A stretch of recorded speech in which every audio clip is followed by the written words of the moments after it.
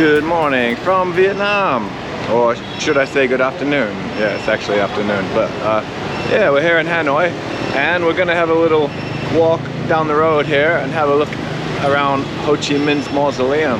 So come on along and let's go and check it out. All right, so we're just at the one end of Ngo Huyen. It's traditionally the main backpacker street of Hanoi, and we're gonna kick off from here. Great restaurant here, by the way. Used to be the little restaurant there used to be a little convenience store about 13 years ago when I was first in Hanoi, and actually I met a very nice girl who used to work there. Kept friendship going just online for quite a few years, and then yeah, when I deleted my old social media, copied the names of everybody and then tried to search it again, and a lot of stuff doesn't come up, not just because people have the same names or whatever, but I don't know, it's kind of weird. But yeah, a lot of things, I guess there's some setting where people can make it that you cannot search for them anymore these days. I'm not sure, but it's pretty bad. But yeah, we won't mention the social media company, but I'm sure everyone can guess which one I'm talking about. It's one that likes to change their settings a lot and pretty much has essentially made it that their website is pretty much broken, I would say.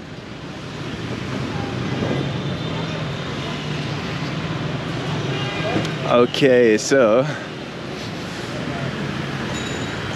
are they doing here? Bit of mechanical work, automotive repair on motorbikes.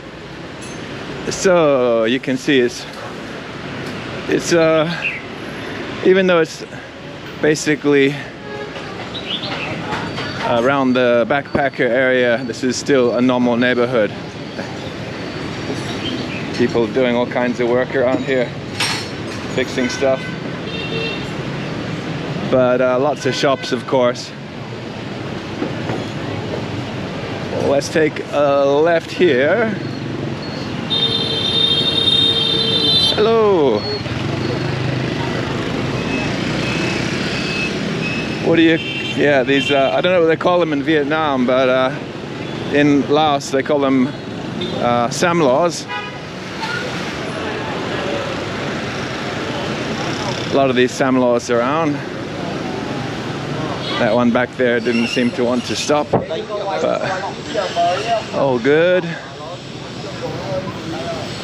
A lot of these kind of spa massage places have popped up over the years, and they seem to try to act like they're trying to offer extra services, if you get my drift, but I don't think most of them do. They have quite pretty staff there trying to get you in off the footpath, and I don't want to say they're like a scam or something like that. I don't know, I haven't tried one actually, but definitely seems a bit like a bait and switch for that. Yeah, it would be for some people at least anyway.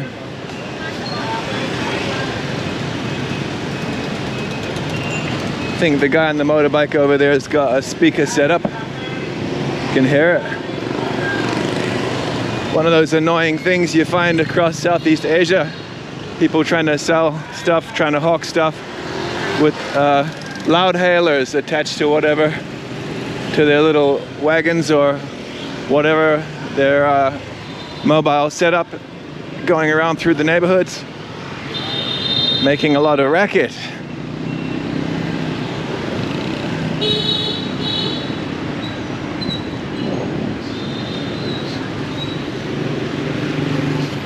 Okay, so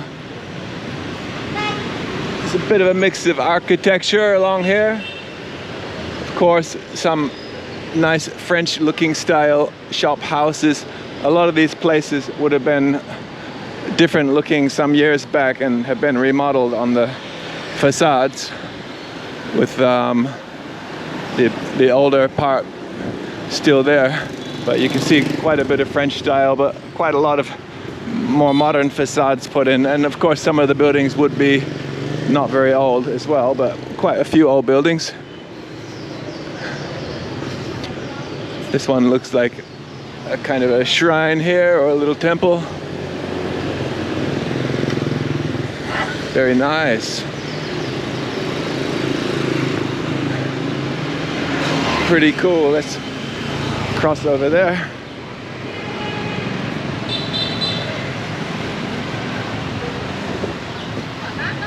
For a closer peek. The doors are shut. Knock, knock. Who's there? A nice little shrine part in the front there.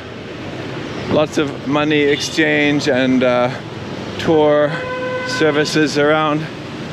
So we're still in the edge of the kind of more touristy area here. A bunch of hotels.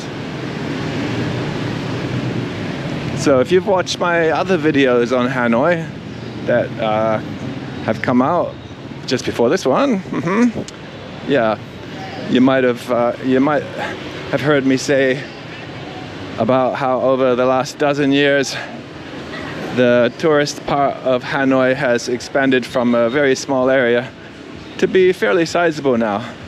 Hello, how are you? Hi. She said she's good. What does that mean? Good at massage or good person? Could be both. Why not? Yeah. So, she didn't look like she's trying to be too dodgy. Oh, very nice, very nice.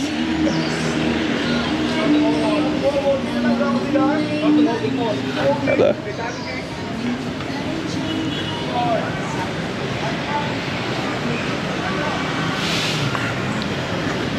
Yeah, so it's pretty cool along here.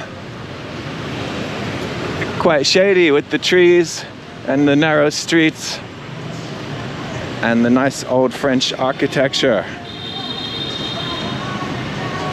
Makes it quite lovely, actually.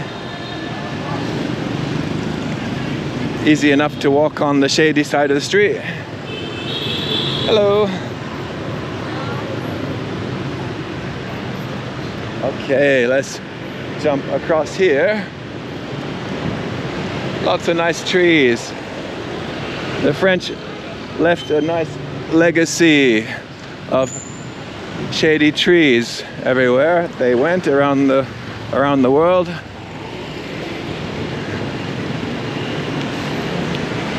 So, or at least in Southeast Asia, from what I've seen. Stay tuned for future episodes, though. We'll be checking out former colonies in other parts of the world as well in the near future. We won't say too much about that just yet, but let's head around the side here. Footpath well blocked there. Really, it's like some people seem to have a grudge against footpaths in Southeast Asia. Don't know why. What harm has a nice footpath ever done to anyone? I said a nice footpath, right? Yeah. Hard to find one like that around in this part of the world. Well, this one looks pretty nice, doesn't it? But it's fairly well set up as a food type place. Lots of little nooks and crannies in Hanoi. Places where you can get a nice little corner to sit and have some food or drink. Meet a new friend or maybe an old friend.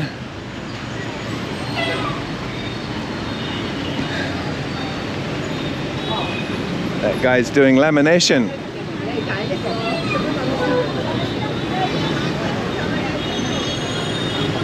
Lamination, laminate my world. Make it last longer. Let's see if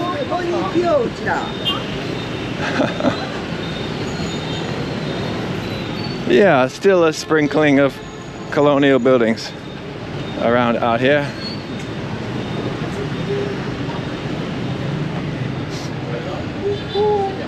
It's a nice one on the corner behind the bus there.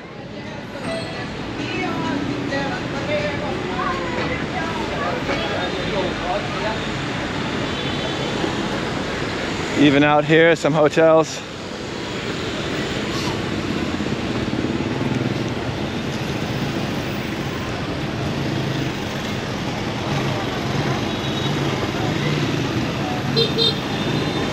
Quite a few tourists around these days, but I wouldn't say it's over touristed. It's pretty much at a decent level really for everybody, I would say.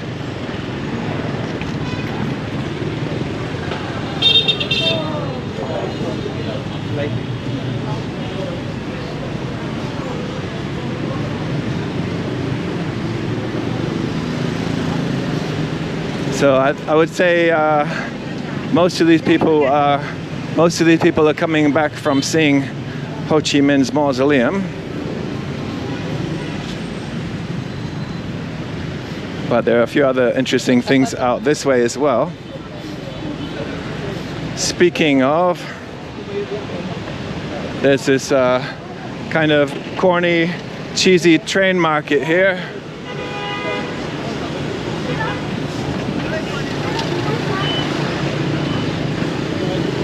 So when I first came to Hanoi a dozen years or so ago, they didn't have anything like that. I remember at the time thinking, oh, careful guys. Yeah, I remember at the time noticing the buildings built very close to the train line. And I thought, it's very interesting. I had a look around there. Didn't seem like any other foreigners took note of it, especially, but there were no kind of cafe setups really. There might have been one or two little local style places with a couple of plastic seats and some green tea and a bamboo water pipe, but definitely it wasn't on the tourist radar. So some people have obviously noticed over the years as more tourists have come in, people checking out those areas and taking photos, and they had the bright idea of putting little cafes along there. It's all very good, but it's a bit over the top now. They block off the ends. There's a few areas where they do it as well, not only one, but they block off the ends, which is pretty weird actually. And then they try to insist you have to buy a drink somewhere if you want to walk through. And yeah, that is definitely odd. Kind of odd behavior, I would say. Like, who's allowing that, right? That's a public thoroughfare. And then you've got people doing stuff like that. Anyway, I think most people who go around that way, they do want to actually have a drink.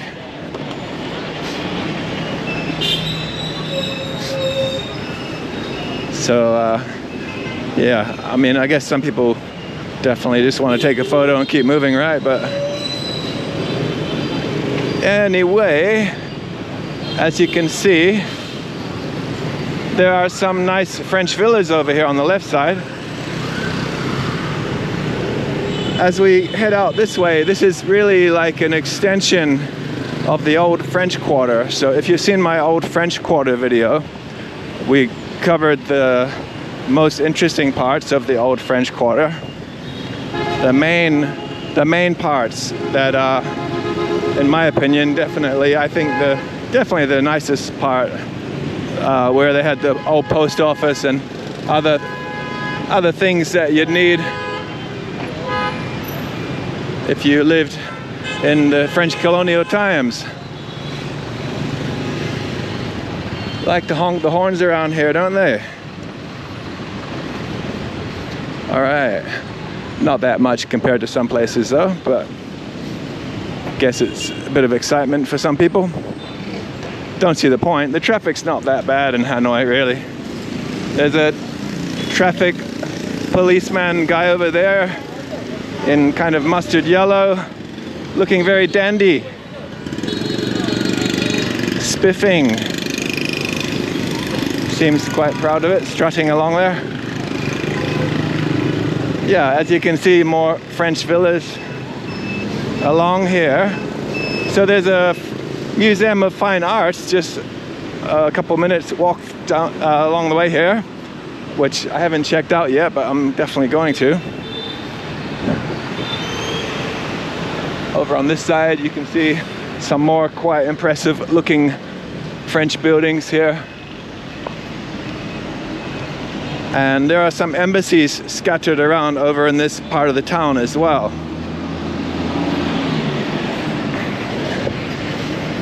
So from the look and the size of a lot of these buildings over here, it's pretty obvious that it was a French governmental quarter.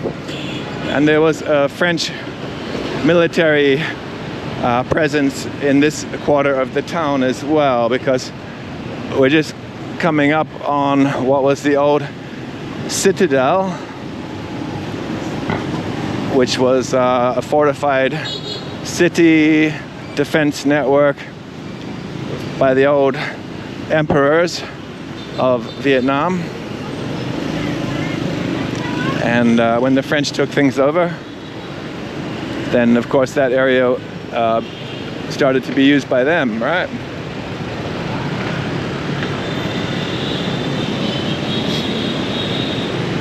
Some people are a bit pushy with their motorbikes, like to use their motorbikes as an extension of their body. They'll probably get a harsh wake up if someone decided that no, actually you're not a big fellow and your motorbike doesn't make you a big fellow, if someone gave them a bit of a push. Had to put my hand across the chest of one guy who brushed against me and was gonna run over part of my leg, my foot or whatever, a couple days ago, and make him stop. He was a bit shocked about that, but better than getting my foot run over. Mostly they judge it fairly well, but I was walking with someone else actually, and one guy almost lost it and took us out. He almost got hit by a car. His motorbike would have gone flying into us. That was like super lucky. Looks like Lenin over there. And on this side, the military museum, which is pretty much a Vietnam War museum for the most part. Better than the War Remnants Museum in Saigon, in my opinion. Cooler looking building, a bit more spacious. I just like the way it's set up. Bunch of ATMs here to make sure you've got some ticket money, but it's quite cheap actually. Don't know what Lenin would think about all those ATMs these days though, eh? So obviously these kinds of museums, you know, they have a function of education that goes along with what the government wants people to think. And so the stories can be a bit one-sided, but let's be honest, come on, in the West, is it really any different? I mean, if you've got your eyes open, you'd know it's not really that different, right?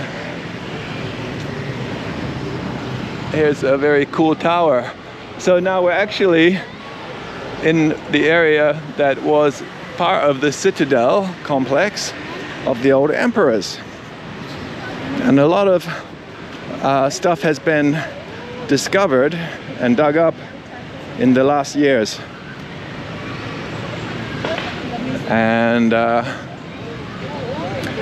yeah, what I mean is when I came here the first time, the citadel complex was really kind of just not really tidied up. It was just kind of overgrown grass, and some local people, like from other parts of Vietnam, would come through to have a look, but not a lot of foreigners came through there. It wasn't really promoted at all, and it wasn't hardly mentioned. I don't think it was even mentioned at all in the guidebooks actually. I just stumbled upon it from roaming around. As you can see, lots of nice French buildings around here too, right? But they have actual wide boulevards here unlike most of the city. You might have noticed that as well. So French boulevards. This one we've been walking along was put in by the French. If you look on the older maps, it wasn't there. It cuts right through what would have been a kind of ceremonial front, kind of yard area where that tower is back there,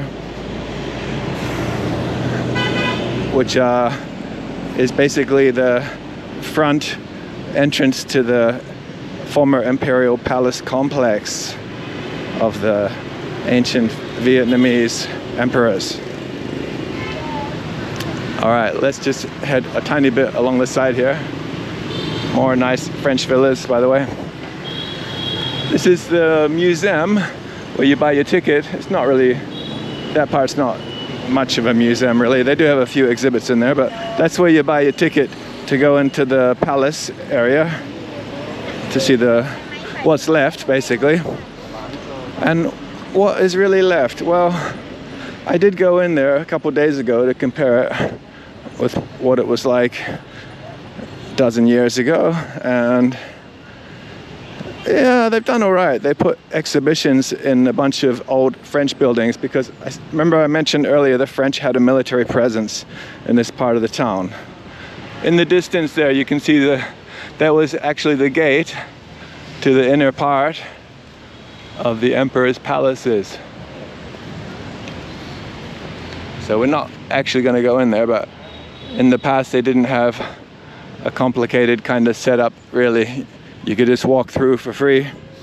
Once you go through that gate, there's no imperial palace, only, well, there's some foundational remnants, but there are, a handful of old French buildings from the time of I would say from the French military barracks. So that actually is quite interesting. It is very interesting, and they use those buildings to exhibit some remains that they've dug up around the area in the last about 10 years, or maybe a bit longer, maybe 15 years, bits of remains from the time of the emperors. Okay, so another nice boulevard along here, as you can see. It's really quite different from the rest of Hanoi, where you have all the narrow streets that are all based on the original street plan of the Vietnamese from before the time of the French, going back a very long time. So this area of town is definitely quite different. Yeah, so this would have been more of an area for governmental type buildings, larger type buildings, obviously, because they had more space out here. So the French put up a lot of stuff like that, consulates, embassies, as well as the government buildings, which makes it handy, doesn't it? Because they have to interact a lot, these types of officials, and also villas of high-ranking officials. But in our earlier video of the French Colonial Old Town, you can see what would have been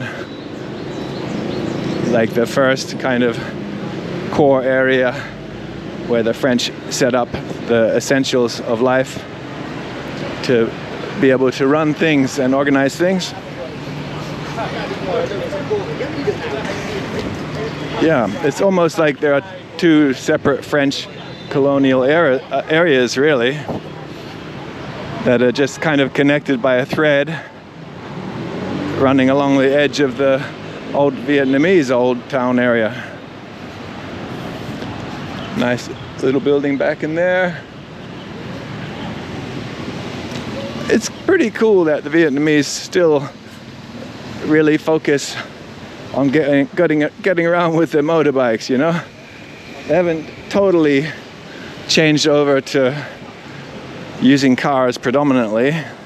That's really cool. Otherwise the traffic would be horrendous, like in Thailand. So yeah, in Thailand, car is king these days.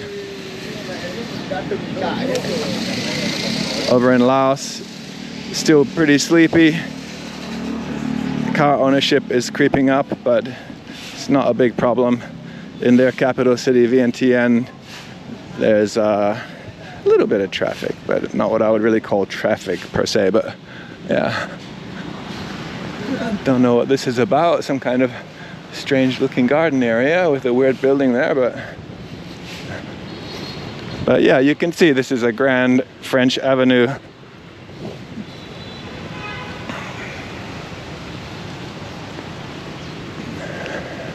So obviously it has a ceremonial value as well as a functional value,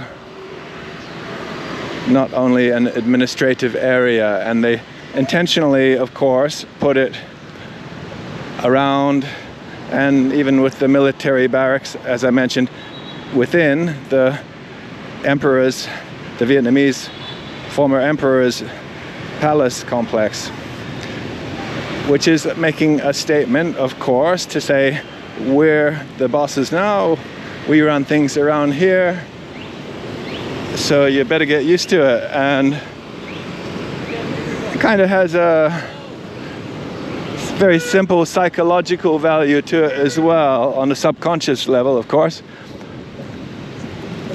You might notice just over there in the distance, Ho Chi Minh's Mausoleum. We're gonna circle around to that in a minute, but let's just check out a little bit more around here. Yeah, so you see that throughout history, actually, with all cultures, all around the world, going back millennia. When one group takes over an area, it's quite common that they set up their power base right on top of the power base of the former power. We are in your base. We are all up and around your base. We're taking over your base, you know? I mean, how better to signal that you really do run things, right? Ho Chi Minh's Mausoleum over here. Not too far away now. If we can get across this road in one piece.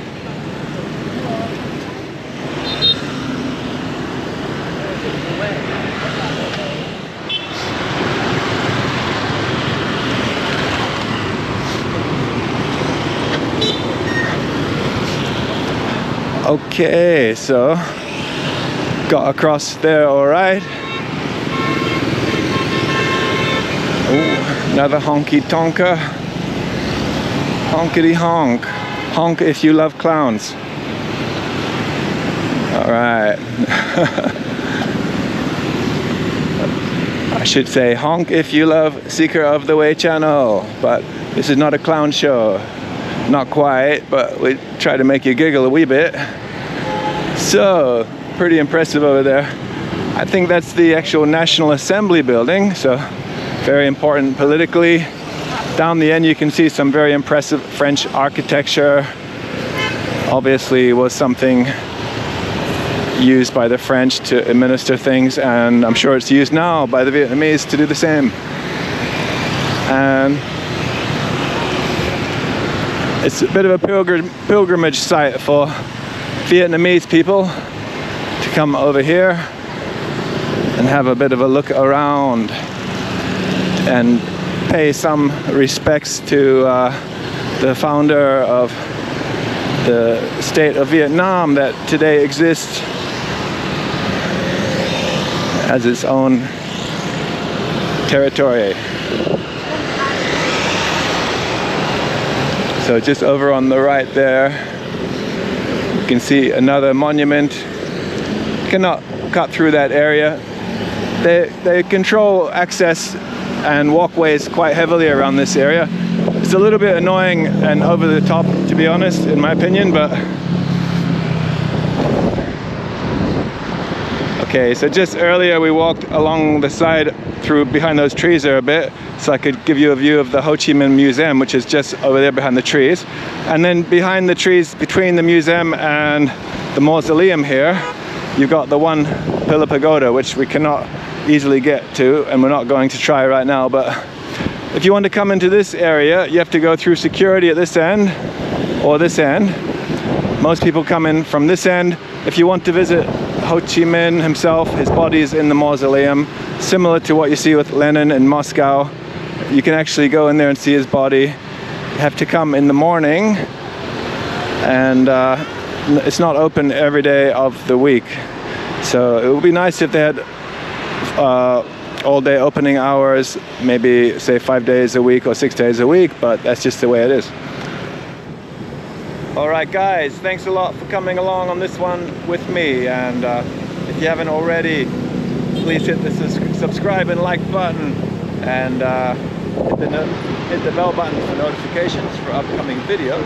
And if you're feeling flush with the cash these days, which I'm sure some of you are, hit the buy me a coffee link and help us with the onward travels, because I've got some great stuff lined up for you guys, and you're gonna like it. It's gonna be great. So thanks a lot again for coming along, and see you in the next one, and don't be late.